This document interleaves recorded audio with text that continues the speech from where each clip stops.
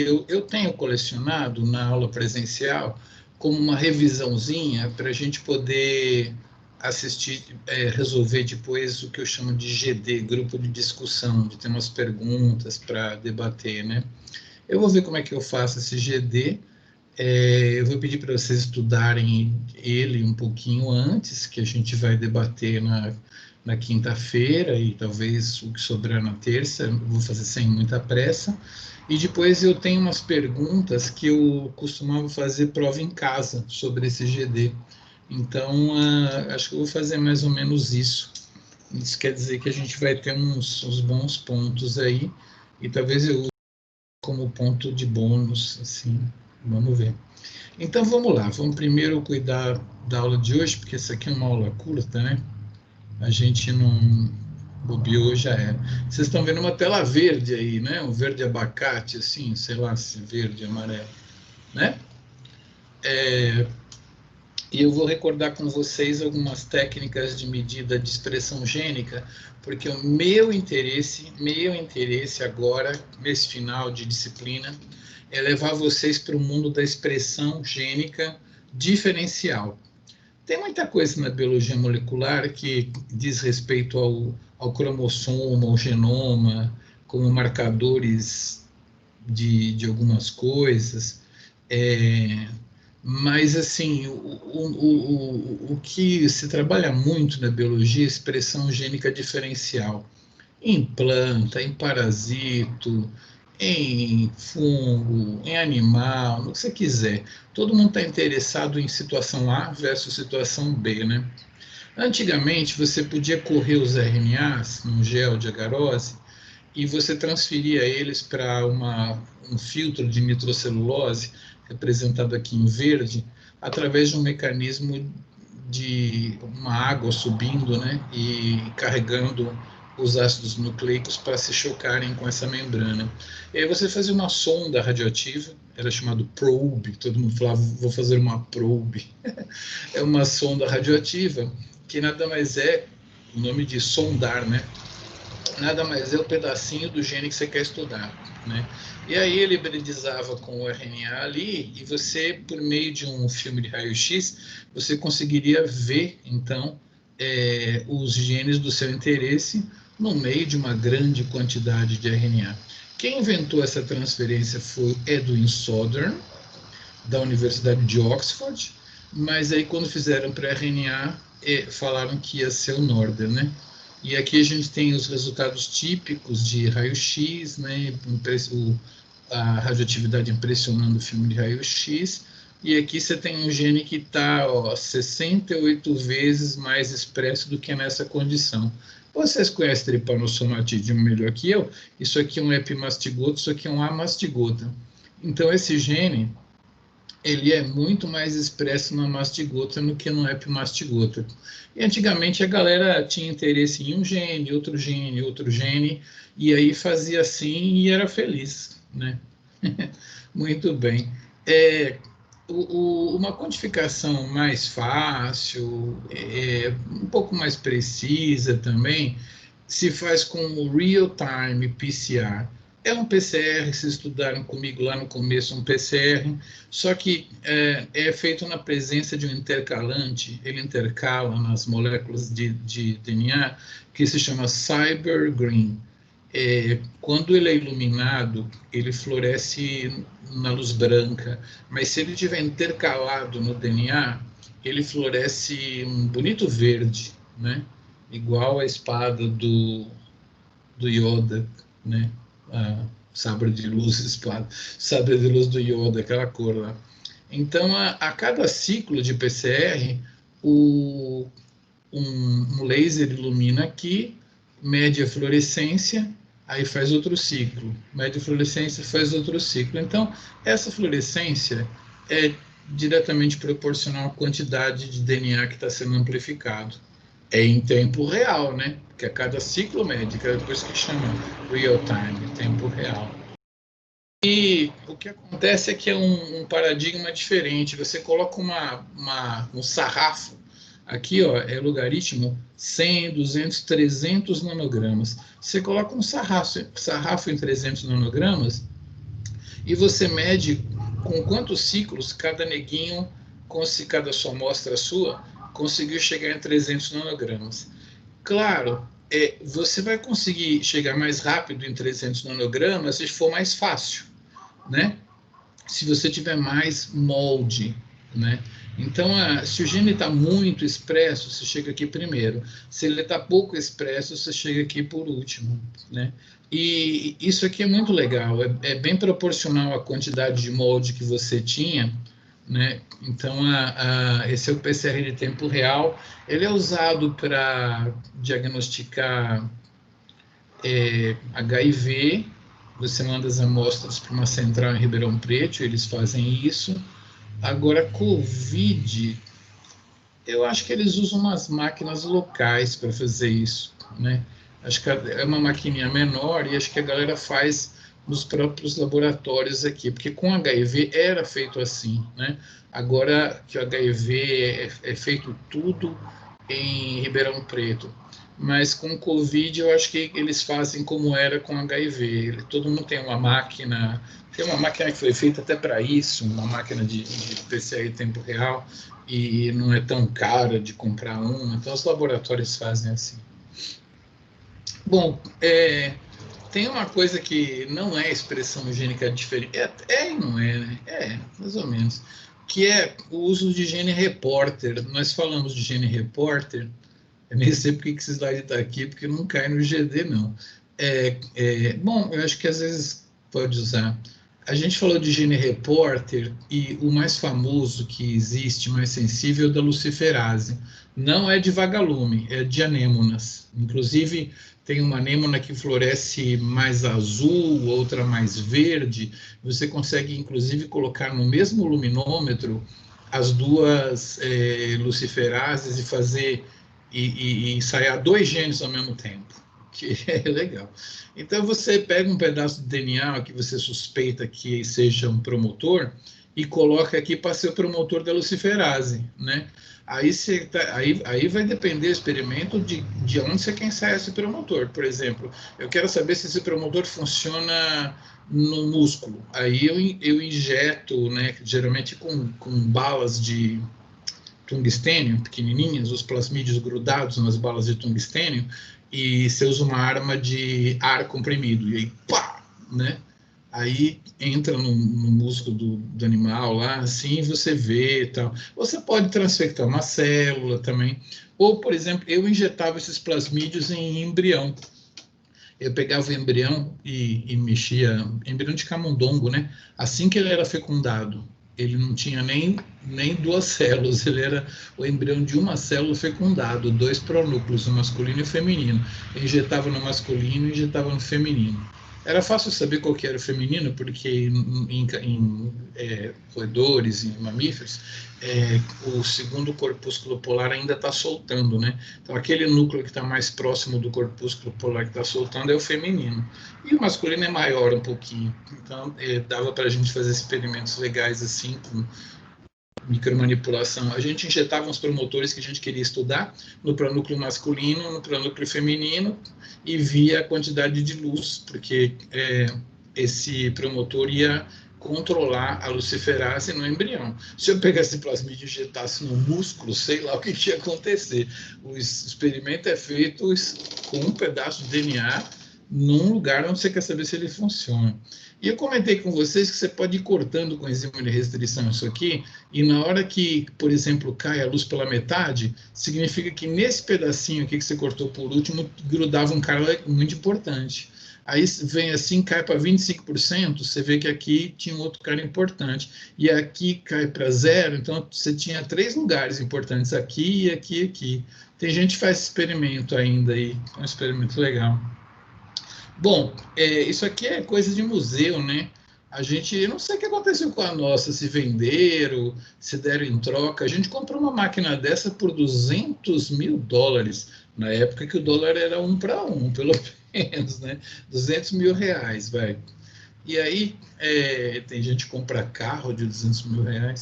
Então, essa máquina aqui é a que fabrica o microarranjo de plaquinha. Quando você vai fazer microarranjo de plaquinha, aqui, ó, gente, às vezes tem plasmídios com um inserto que já foi sequenciado, então é tudo conhecido, ou então pegou uma moda de você pegar plasmídeos com os insertos, mas em vez de colocar o plasmídio com o inserto, você fazer um PCR do inserto e colocar o produto do PCR aqui. Mas basicamente são clones que você já conhece a sequência, que você já sequenciou. É um projeto de sequenciamento de plasmídeos, né, que eu vou mostrar já já, que você coloca eles aqui, a máquina pinga aqui, e aí você faz uma hibridação. Eu vou falar uma vez só. Hibridação é o certo em português. Se você for escrever um TCC, você vai escrever hibridação, que é o ato de formar híbridos em português. Mas a gente fala hibridização, que é um anglicismo de hybridization, né? A gente fala hibridização, é errado falar, mas eu vou falar. Então, basicamente, você tem aqui um embrião de uma célula, aqui dentro deve ter o pronúcleo feminino aqui, o pronúcleo masculino aqui, e aqui tem um embrião de 4 células. Você extrai o RNA, extrai o RNA, faz um cDNA fluorescente, faz um cDNA fluorescente. Esse vai ser verde, esse vai ser vermelho, você faz uma hibridação com aquele monte de clones que você pingou na placa, tudo sequenciado, tudo tem pai, mãe, CPF, endereço e tudo. E aí você tem, como eu falei para vocês, 4 cores possíveis, né? Ele pode ficar mais verde se ele tiver mais expresso aqui. Ele pode ficar mais vermelho se ele tiver mais expresso aqui. O empate ele fica amarelo, né? E ele pode não estar expresso nem aqui, por exemplo, é um gene do cérebro adulto, né? Vai dar escuro, tá certo? Porque quando você põe os genes aqui, você põe todos os genes que você conseguiu pôr, né? Vai ter um negócio no GD lá para trabalhar com planta, que vocês vão ver. Aqui é uma foto de como é que ele fica, né? Vermelho, verde, amarelo, então sem cor, sem fluorescência nenhuma. E aí eu falei que ainda tem gente no país aqui que está usando chip. Eu não sei se tem muito, não, né? Eu sei que tem um leitor em Ribeirão Preto, tem sei lá onde tem leitor de chip.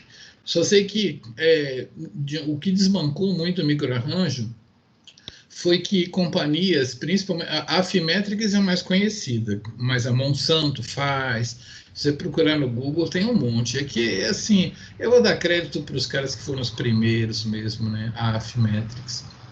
A Affymetrix, ela fez esse chip aí, ele é desse tamaninho, assim. Eu queria ter um, não tenho. E em vez de você pingar coisas, você dá para a companhia o genoma. Então, presta atenção que eu vou perguntar no GD, você consegue fazer um chip com taioba? Você não vai conseguir fazer um chip de taioba, porque você não sabe o genoma completo da taioba. Mas e de camundongo? Você precisa pingar os clones do camundongo numa lâmina? Claro que não. Você compra um chip já pronto. Inclusive, um chip que você quiser mandar fazer, eu sequenciei a perereca de pijama da Serra do Cipó. Fazem esse chip para mim? Beleza, eles vão te cobrar uns bons dólares lá. Agora, para trabalhar com camundongo, como é uma máquina que faz, e já faz muito, tu compra de baseada. Isso aí deve custar uns 50 contos, 100 contos, sei lá, né? Eu vou até pegar um dia um preço de um chip para falar aqui, porque como o dólar está caro, mas é uma coisa barata do ponto de vista científico. E ele é feito com óligos, né? Óligos deduzidos a partir do genoma. Aí é uma máquina que sintetiza esses óligos por proteção e desproteção, com luz aqui, beleza, a gente viu isso. E aí, aqui está um gene que eu quero representar, sei lá, o gene da mioglobina, o RNA mensageiro, 5 linhas para 3 linhas. E eles, lá naquela firma, eles pegam pedacicos, assim, ó, de 25 bases, aqui, vários deles, e cada pedaço desses aqui que eles pegam e fazem esse óligo aqui, eles colocam num quadradinho. E sempre no quadradinho de baixo tem um óligo igualzinho, só que para ferrar a hibridização, eles colocam uma base trocada bem no meio, né? O que interfere muito com a hibridização. Uma base no meio atrapalha demais a hibridização. Então, se esse cara ficar colorido aqui, significa que tem bastante RNA complementar ao cara certo. E como uma espécie de controle, o cara errado não tem que ter marcação, tá? É uma coisa estatística que te permite dizer que esse cara veio exatamente desse lugar aqui do genoma. Também, quando começa a dar muito errado, você reclama para a empresa dizendo que o background está alto e eles trocam esse carinha de lugar, né? Então, vem com um pacote estatístico que mede o sinal de todos esses caras e de todos os caras aonde não é para hibridizar. E aí, com isso, eles têm uma estatística própria que te mostra se o cara está muito expresso ou pouco expresso, tá? Tem um monte de estatística nisso aqui. Não é difícil de entender, mas leva um dia e meio para entender, tá? Então, isso aqui é o chip. O chip, você não clona nada, você não... Claro, você pega o genoma que alguém sequenciou, né? Você nem precisa sequenciar você. Pega um genoma que alguém sequenciou. Ou, na verdade, se você quiser trabalhar com humano, camundongo, um monte de coisa, tomate, não sei o quê, você já compra o chip que eles já fizeram de baseada. Muito bem. Falando em genoma, a gente comentou que houve uma grande briga para sequenciamento do genoma, né? Na parte de cima estão as universidades, os institutos de pesquisa, os governos, né? E na parte de baixo tem uma empresa chamada Celera, né? Os caras que acabaram na Celera, o chefe e o Bioinformata, eles foram os caras que sequenciaram o primeiro genoma do mundo, mas de bactéria, uma Haemophilus influenzae, lá em 1995. Isso aqui nós estamos falando do ano 2000, 2003. Então, as universidades resolveram fazer um esquema de pegar os cromossomos, partir em fragmentos grandes. Grande que eu digo é 150 mil pares de base. E aí, existia um vetor chamado Bacterial Artificial Chromosome, é uma espécie de plasmídio que aceita inserto muito grande. Eles são derivados daqueles elementos R que atravessam pelo pili. Genética muito básica, só tia Momô que dá essa aí nasal. Então, eles fizeram vários dessas clonagens e um cara cortou com enzima de restrição e, pelo grau de parecimento, ele pegava um cara aqui e um cara mais para lá, que tinha uma sobreposição de apenas uns 20%. Aqueles que tinham muita sobreposição, ele marcava para jogar fora, porque você não ia gastar dinheiro para sequenciar esse, sendo que esses são praticamente iguais. Assim. Então, ele ordenou, isso aí a gente chama de mapa físico, ordenar os baques do cromossomo 1, 2, 3, 4, 5, todos, entendeu? X, Y, ele ordenou. Aí levava para um centro, sei lá, Inglaterra, eles picotavam, clonavam num fago chamado M13, sequenciava, e aí o programa de computador, pelos graus de sobreposição, ele montava, a gente chama consenso, isso aqui. A gente chama esse mapa aqui, ó, de contig. Você formou um contig, né? É uma sobreposição de coisas contínuas, um contig. E você extrai o consenso do contig, tá? Muita gente chama isso aqui, ó, de contig. Não é o certo. Contig é o mapa de sobreposições. Consenso é a sequência final. Mas muita gente chama isso aqui de contig. É errado, mas é o dia a dia. Não posso fazer nada. Então, um contig foi montado, esse na Inglaterra, esse aqui no Japão. Aí jogava tudo isso depois para a sede, e a sede ia montando o genoma. Esses caras não, eles não tinham mapa físico. Presta atenção, não tinha mapa físico. É até meio ridículo como foi feito isso aqui. Eu não vou contar porque é uma baixaria tremenda. Mas grande parte do DNA vem do próprio chefe, do Craig Venter. Então, eles cortavam o DNA em tamanhos pequenos, médios, que eu não representei, e maiores. Tá? E aí, eles sequenciavam, sem mapa físico, sem saber onde cada um estava, sequenciavam as duas extremidades de cada pedaço, dos pequenos, dos médios e dos grandes, e falavam, computador, vai recobrindo aí, que nem eles fazem, né, nas universidades, assim, montando aqui para o recobrimento. Só que eu vou te contar que se você está vendo uma sequência aqui, a 150 mil bases, você vai ter que ver essa, entendeu? Então, o computador sabia para onde ele estava indo, né? Ele sequenciava essa aqui, ele já colocava essa aqui, e aí, conforme ele ia montando coisas por aqui, ele ia juntando, juntando. Então, não tem mapa físico. O algoritmo do computador que ordenou isso aí tudo. Então, esse aqui é o da Celera, e esse aqui é o das universidades, né? Isso daqui terminou em 2003. O Bill Clinton era presidente dos Estados Unidos, porque a briga era tamanha, ele chamou os dois consórcios e falou: vocês vão declarar que terminaram no mesmo dia. Senão vocês vão presos, sei lá, vou cobrar os impostos, sei lá o que ele falou lá. Eu só sei que ele conseguiu, né, o homem mais poderoso do mundo, conseguiu que os dois caras falassem que terminaram no mesmo dia. E então o de cima publicou na Nature, o de baixo publicou na Science. Eu mostrei na aula aqui a cerimônia com o Bill Clinton e tal. Agora, a gente tem muita informação de genômica humana antes de sair o genoma, tá? Não menosprezem. A gente já tinha 12 milhões e meio de sequências de RNA no banco de dados. E essa sequência de RNA foi como começou a genômica no Brasil também. A gente tinha RNA de... Ai, meu Deus, como chama aqueles parasitas? Acho que era Plasmodium. A gente tinha de cana-de-açúcar, a gente tinha de porco, a gente tinha de Schistosoma mansoni, aqui em Minas Gerais era Schistosoma mansoni. Então, eram sequências de RNA. A gente viveu até o ano de 2003, mais ou menos, já tendo sequências de RNA, descobrindo a telomerase, descobrindo muitas coisas, muitos genes, a partir do RNA. Primeiro foi o boom do sequenciamento de RNA.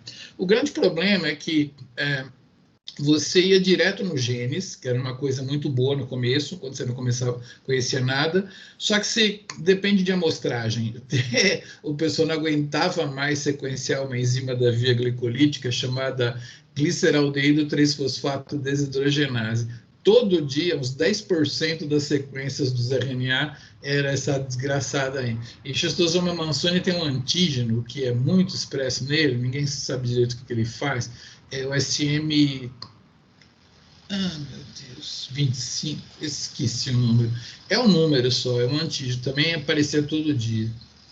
Então, a amostragem é um problema de quando você trabalha com RNA, porque você vai pagando para sequenciar, e os genes pouco expressos, presta atenção que eu vou perguntar no GD, os genes pouco expressos você não consegue amostrar, entendeu?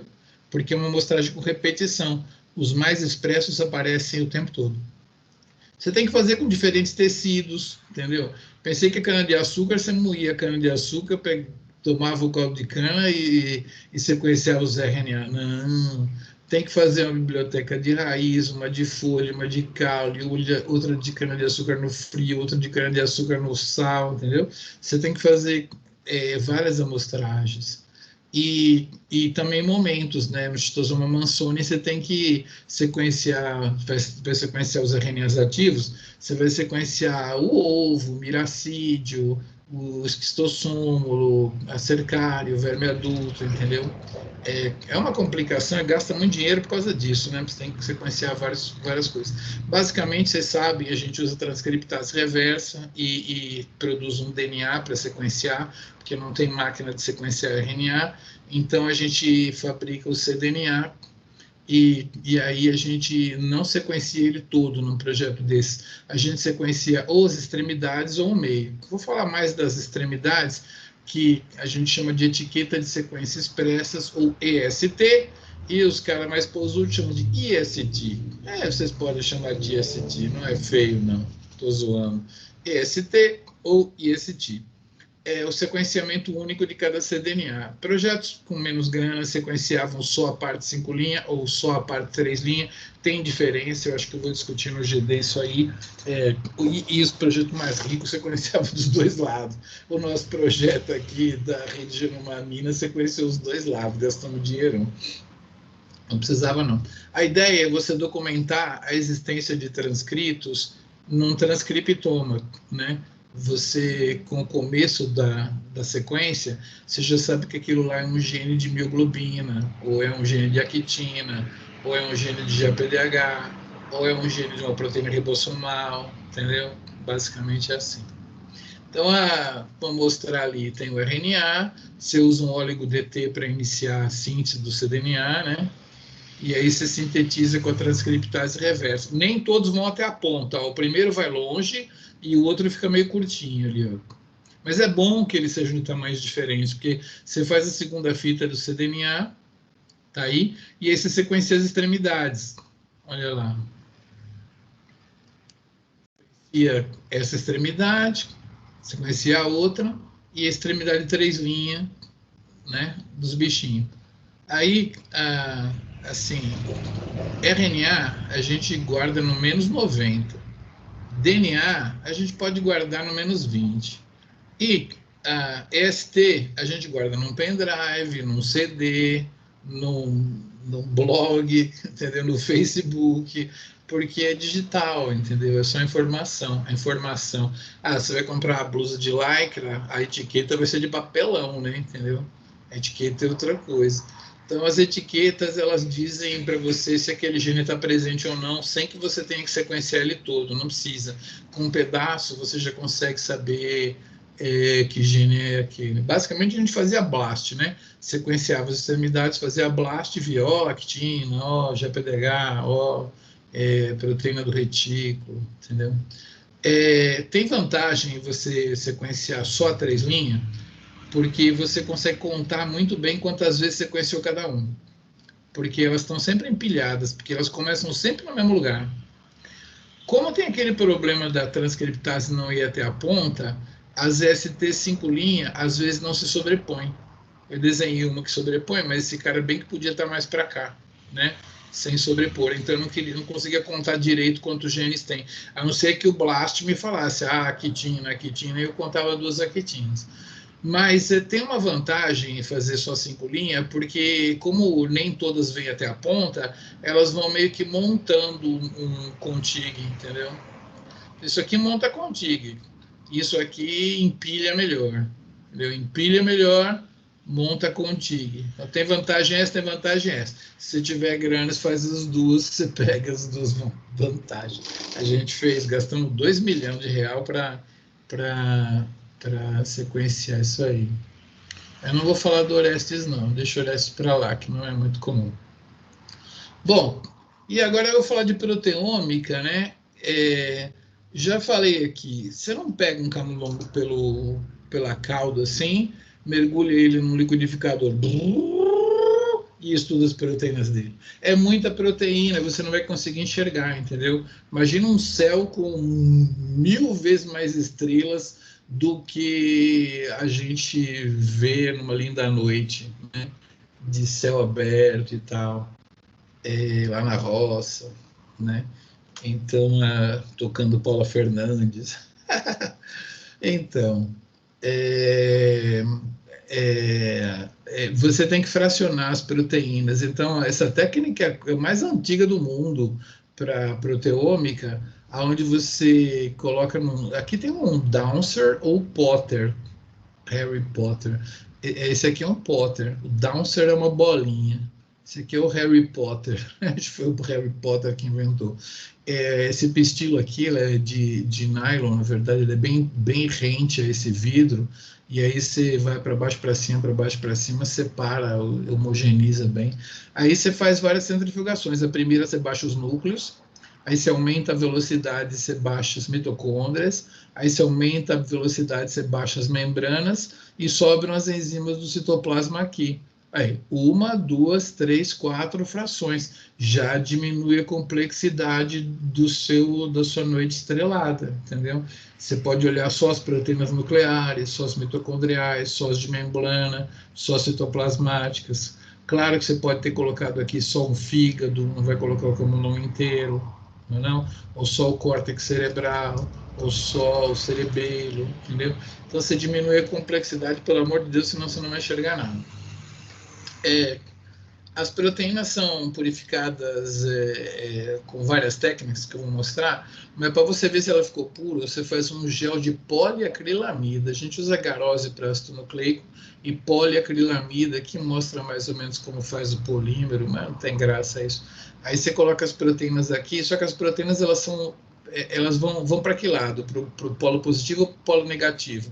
Se a proteína estiver nativa, ela vai para onde ela quiser, né? Agora, a gente ferve elas e coloca um detergente aqui chamado SDS, né? Que é uma cauda polar com uma cabecinha negativa. Então, isso aqui solvata. É como um detergente para lavar roupa, né? As proteínas desnaturam, elas abrem assim, os detergentes entram aqui quando ela vai fechar e fica as pontinhas negativas para fora. Então, todas elas ficam desnaturadas, né? Abertas e negativas. Então, claro que elas vão migrar para o polo positivo que está aqui, né? E o que vai acontecer? Elas vão serpentear aqui nesse gel, e aí as pequenininhas vão correr mais, depois as médias, depois as grandes. Aqui está um padrão de peso molecular, e aqui uma proteína sendo purificada. Conforme você vai passando para o passo de purificação, ela fica com uma concentração maior por microlitro, né? Entendeu? Então é isso aí. E para a proteína, né, foi inventada uma transferência. Eu não gosto desse slide aqui, é horrível. Ela está num gel de poliacrilamida, aí você coloca uma folha em cima, só que tem que imaginar esses caras de lado e uma corrente elétrica passando assim, empurrando esses caras para cá, né? Por corrente elétrica, não adianta você botar uma pedra, um pome, uma esponja, uma espuma lá e fazer a água passar. Não, é por corrente elétrica. Você atrai esses caras na direção dessa membrana. Você põe essa membrana em cima, um fio de platina aqui, o outro lá, e ela vem na direção dessa membrana e para. Aí você põe no saquinho e vai fazer uma sonda radioativa? Não! Você vai usar um anticorpo com uma enzima colada nele. E aí você dá um substrato da enzima, desenvolve cor, aí você consegue ver a proteína que você quer. E se o cara fosse esperto, ele faria uma amostra aqui e uma amostra aqui, mostrando que tem mais proteína aqui do que aqui, ou mais proteína aqui do que aqui, mas o nosso desenhista do Strayer é meio burro. De vez em quando, não fez legal. Porque assim, você vai fazer um Western blot, né, que chama esse aqui, para você quantificar uma proteína. Então, por que ele não me mostrou duas, né? Eita, muito bom. E aí, a coisa mais linda que tem, eu expliquei na aula, vocês peguem a aula lá, como é que funciona o gel bidimensional. Primeiro, ele começa com uma focalização isoelétrica, onde você coloca todas as proteínas num tubo, mas assim, você chacoalha a espécie de gelatina que você vai pôr, a acrilamida, com as proteínas lá, mistura bem assim, de tal maneira que uma proteína, ela pode estar em qualquer lugar do tubo. Né? Todas as proteínas vão estar espalhadas, entendeu? Não é que você coloca numa ponta, nem na outra, elas estão em tudo quanto é lugar possível. E aí tem aquele problema de que quando ela está em baixo pH, ela está positiva. E aí ela vai migrar, obviamente, para o polo negativo. E conforme ela vai migrando para lá, o pH vai mudando a carga dela, então ela vai perdendo os prótons. Aqui é tudo NH3+, né? Vai perdendo NH2, NH2, NH2. Chega uma hora que ela para nesse lugar aqui, onde a quantidade de cargas positivas e negativas é igual. Essa daqui também vai migrando para lá, e as que estão mais perto do polo negativo, elas ficam carboxila CO-, né? Porque se arrancando um próton de uma carboxila fica negativo, enquanto se arrancar um próton do grupo amino fica neutro. Então elas ficam negativas nesse pH, e aí elas vão migrar para lá, mas chega uma hora que elas vão perdendo as cargas negativas e ficam neutras também. Então cada proteína para num lugar. Aí você pega esse tubinho, coloca aqui num gel de poliacrilamida que eu já expliquei e vai separar por peso molecular, como eu já expliquei, as menores, as médias e as grandes, né? Então você tem uma separação nessa dimensão, todas as azuis ficaram aqui, e nessa dimensão, azul pequeno, azul médio, azul grande, né? É amarela grande, amarela pequena. E fica mais ou menos essa imagem aqui assim, ó. Se você botou só as nucleares, se você botou o camundongo inteiro, você não vai ver nada. Então, aí você pega uma proteína que apareceu aqui também, foi bobeira minha, né? Porque eu costumo duplicar esse gel e colocar do lado de cá. A gente geralmente faz 3 géis numa condição, por exemplo, célula normal, e 3 géis numa condição, célula tumoral, né?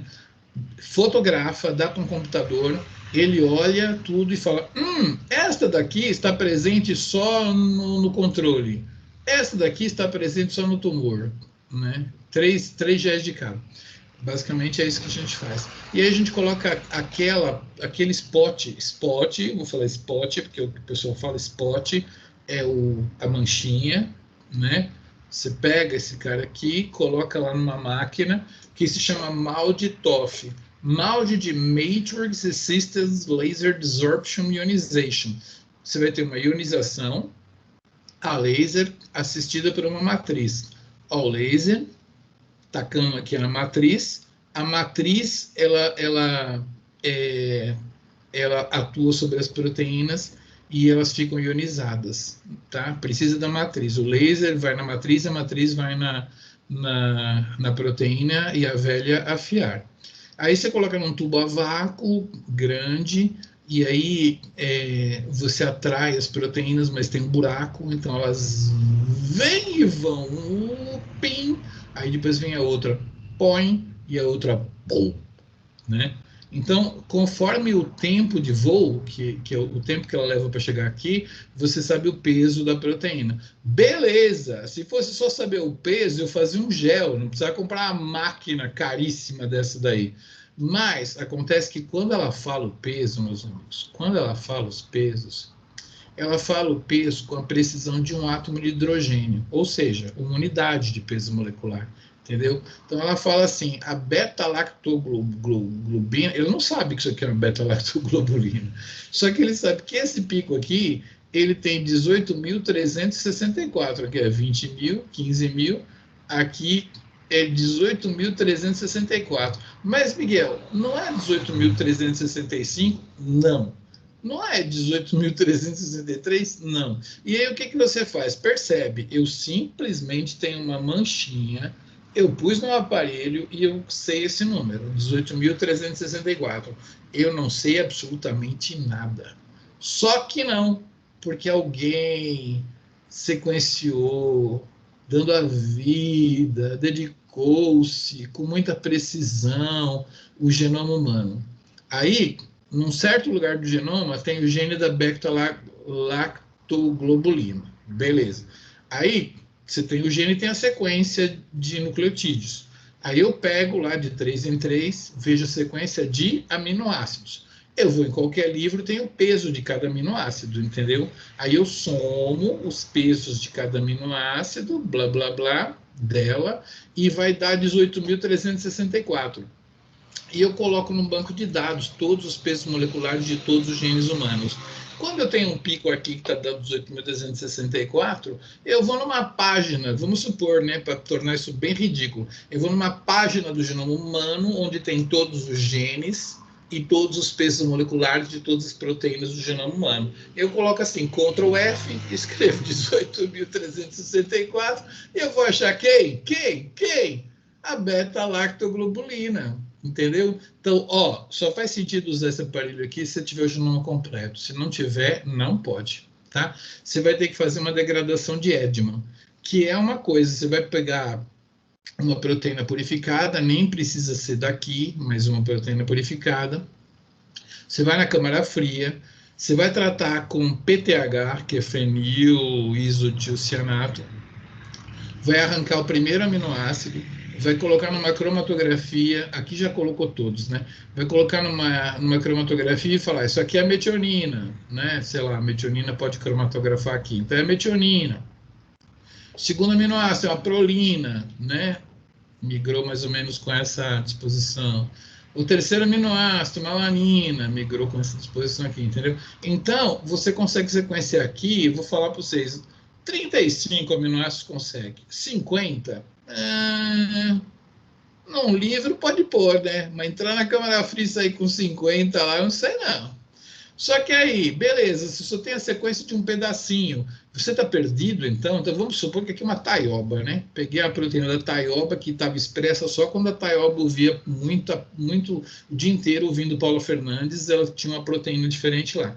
Então, assim, nossa, experimento legal, né? Que a música interferindo com a biologia da planta, olha só que legal. Apareceu uma proteína lá por expressão diferencial. Aí eu fiz o sequenciamento, peguei o início dessa proteína, aí eu faço o quê? Opa, não tem o slide. Eu faço um blast, que a gente viu na aula passada. Eu faço um blast e eu vou ter as proteínas do tomate, eu vou ter as proteínas da mostarda, eu vou ter de monocote, vou ter o milho, vou ter o arroz, vou ter um monte de planta sequenciado, um monte de proteína. Inclusive, tem muita proteína que tem na planta e que ela tem homólogo na gente, tem homólogo em fungo, tem homólogo em bactéria. Eu consigo descobrir a função dela por uma pesquisa de homologia com o programa BLAST, ou seja, com bioinformática. Sequência de degradação de Edman e bioinformática competem um pouco aí com espectrometria de massa e genoma completo, né? Então, genoma completo, espectrometria de massa é um jeito, outro jeito é degradação de Edman e BLAST, né? Então, se eu não tiver o genoma completo da taioba aqui, e se eu estiver fazendo experimento com camundongo aqui, né? São os jeitos que se faz para estudar o proteoma. Beleza? Alguém quer comentar alguma coisa dos nossos experimentos aqui? Oi, gente. Deixa eu ver aqui. Vocês foram dormir, vocês estão vendo o jogo do Brasil, né? Não, tá tranquilo. Não, nem sabia que tá passando. Na verdade, eu meio que recordei umas coisas para vocês, porque no GD a gente vai usar esses conceitos aí, né? Eu esqueci de mostrar aqui, deixa eu aproveitar esses minutinhos finais aqui, para mostrar para vocês aqui uma coisa que eu não mostrei lá, que é o famoso experimento que é feito com RNAs também, né? Só que o microarranjo já era, né? Não se faz mais. Então, tem um cara que inventou um programa onde ele pega o RNA humano. Então, você quer fazer experimento com humano, tumor humano, tecido normal humano, célula macrófago humano, macrófago infectado com coronavírus. Situação A e situação B, né? Aí, você sequencia o RNA inteiro dessas amostras e você não hibridiza na bancada. Vamos supor, você hibridiza, que a gente chama ancora, né? Ancora no genoma. Você tem o genoma humano completo. Você tem todas as sequências de RNA. Você ancora esse RNA no genoma. E esse cara diz que você obtém muitos dados com isso, então isso se parece com uma gravata borboleta. Então, é o programa mais famoso do RNA-seq, chama-se Bowtie. Tem um outro chamado STAR, que se usa agora, mas o Bowtie foi o grande cara, né? E tem os programas de estatística, o mais famoso é o DSEG, que se usa depois do Bowtie. Mas tem SANTools, BCF-Tools, tem um monte de coisa. Então, basicamente, hoje está na moda fazer o que a gente chama de RNA-seq, RNA-seq, pronúncia de I, ou então RNA-seq. Não é falar para um gringo lá RNA-seq, não, desculpa, RNA-seq, que ele não vai entender. Seq, o que é seq? Então, RNA-seq, se quiser meter a besta, ou RNA-seq. Então, é o que se faz hoje, porque a gente tem os genomas completos, né? Tem genoma completo de muita coisa, cara. Eu vou mostrar depois numa aula lá que vocês... É muito difícil achar um ser que não tenha pelo menos alguém parecido, né, já sequenciado. Então, basicamente, isso aqui é do projeto Genoma da Drosophila. Você tem essas figurinhas aqui, assim, onde os exons, eles acabam, porque o zinto não se jogou fora, né? Não chegou no citoplasma, então eles são degradados. Então aqui os exons dão esses montinhos aqui, e eu acho que tem uns genes aqui, por exemplo, tem esse verde aqui que tem uns montinhos bem alto aqui na frente, mas tem uns coloridinhos aqui, esse roxo, por exemplo. O cara que vem atrás do roxo é o que? Qual cara vem atrás do roxo? Nem sei. Esse cara que vem aqui atrás do roxo não tem nada, o laranjinha não tem nada, aí o vermelhinho lá atrás tem um montão, entendeu? Então isso aqui representa esse gene, né? Esse exon e esse exon dados de RNA-seq. É claro que você pode ficar vendo esses gráficos se tu quiser, mas tem um jeito de computar quantos reads, né, quantas leituras de RNA-seq ancoraram aqui, entendeu? Então sai um número, esse cara aqui é muito mais expresso aqui do que aqui, entendeu? Tem um teste estatístico que te fala o p-valor dessa diferença. Tá? Então, basicamente, a ideia é o seguinte: hoje se faz RNA-seq, pega todo o RNA, taca na máquina. Claro que você tem que tacar o RNA controle, o RNA tratado por 1 hora, por 3 horas, por 5 horas, por 8 horas, né? E aí compensa fazer umas triplicatas disso aí, então vai dinheiro, vai dinheiro. Por mais que seja barato sequenciar, trabalhar com RNA dá um pouco de custo, porque tu tem que fazer muitos pontos experimentais, entendeu? E às vezes a galera não sabe quais pontos tem que fazer, então gasta dinheiro, às vezes, sequenciando uma parte da curva de tempo onde não está acontecendo nada. Eu sempre dou esse conselho: pegue um gene que você sabe que vai mudar, faz um PCR de tempo real com ele, de hora em hora. Aí você vê a hora que ele está subindo, você quer estudar o que está relacionado com ele, coloca os seus pontos de RNA-seq ali, entendeu? Eu dou esse conselho, mas a galera, o que tem gente que chega com RNA-seq para analisar e não fez o controle, é uma coisa de louco. Mas isso daí era mais antigamente, hoje a galera já faz direitinho aqui. Agora eu queria achar um blast com vocês aqui, esse aqui, né? Então, o blast a gente fez na aula, são alinhamentos que te permitem tentar sacar. É um trabalho muito importante, foi feito com a telomerase do euplotes, é um marco na biologia, e nessa época não tinha genoma humano, não. Eles procuraram nas ESTs humanas e acharam a telomerase. Então, tanto que agora se sabe que a telomerase humana deve ressurgir igual a do gado.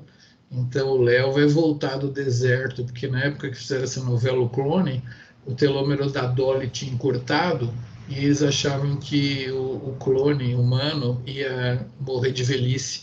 Mas quando clonaram um gado, a telomerase ressuscitou. Então é provável que um clone humano esteja vivo até hoje.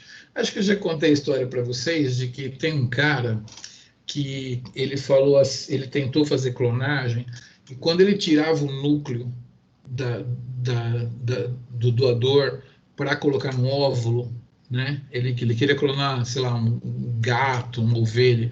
Ele pegava o núcleo do adulto, colocava no óvulo, dava um choquinho e gerava um clone, entendeu? Beleza.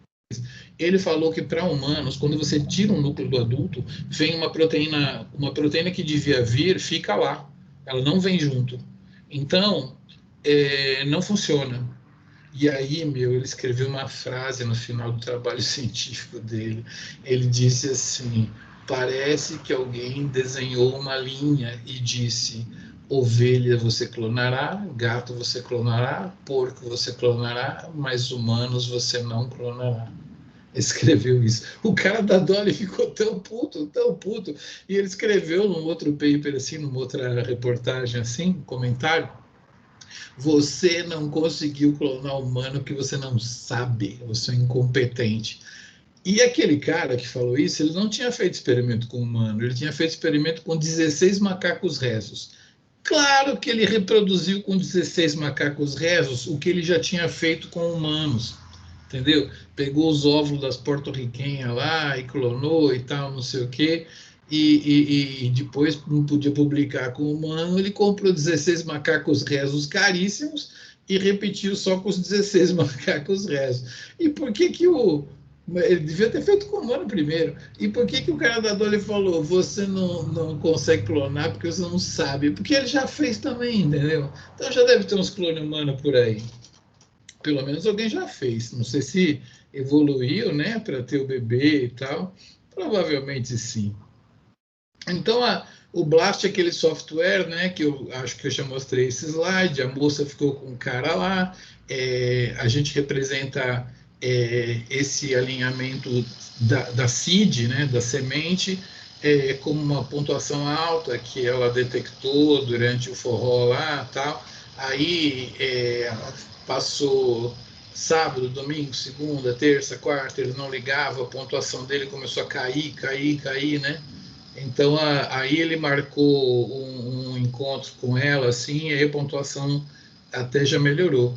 Aí ele falou, vamos lá encontrar na Praça 7. E aí começou a garoar, e ela lá, e aí caiu, molhou toda a chapinha dela, coitada. Aí a pontuação caiu bastante. Aí ele chegou e falou assim, olha, me desculpe, eu atrasei 2 horas, deixei você na garoa, mas é porque eu estava fechando um contrato de milhões de dólares, então vou te levar para jantar no restaurante francês.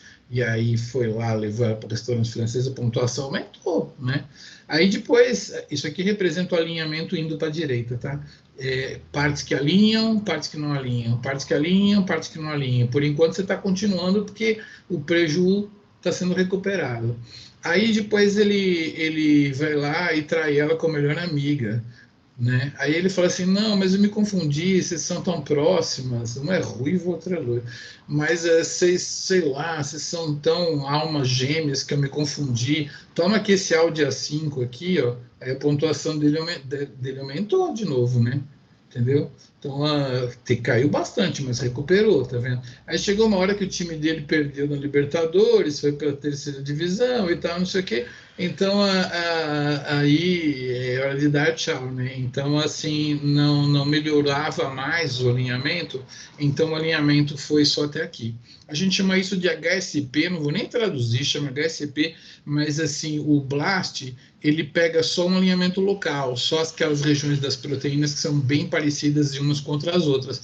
Quando ele começa a ter uma pontuação que só cai, ele para. Por isso que a gente chama ele de local e não de global, né? Na aula prática lá que a gente teve, eu mostrei um global e o Blast é um local. Então, ele vai andando aqui até que a pontuação não se recupere mais e aí ele reporta para você. E o que ele reporta? O quanto uma proteína é parecida com a outra? Não, ele reporta a probabilidade disso aqui ter sido encontrado ao acaso. Se ela for muito baixa, é porque você está identificando a sua proteína, tá? Então, se o I-value for muito baixo, você está identificando a sua proteína. Acho que é isso, né? Então, você já tem material suficiente para da aula de hoje, né? E para a gente propor aquilo que a gente vai fazer na quinta-feira. Eu devo mandar para vocês hoje ainda, ou no máximo amanhã cedo, eu acho que a gente consegue discutir umas 2 questões já. Não, a gente consegue discutir umas 4 questões na quinta-feira, tá? Então, eu vou pedir para vocês olharem aquilo, meditarem, né? E aí a gente discute um pouquinho na quinta-feira e depois eu vou ter umas perguntas para fazer a respeito da nossa discussão, mas vai valer como se fosse uma prova, tá? Talvez eu mande as questões já no mesmo dia, eu não sei, vou tentar mandar simultâneo, e nesse ensino remoto simultâneo é sempre bom. Vamos parar a nossa gravação.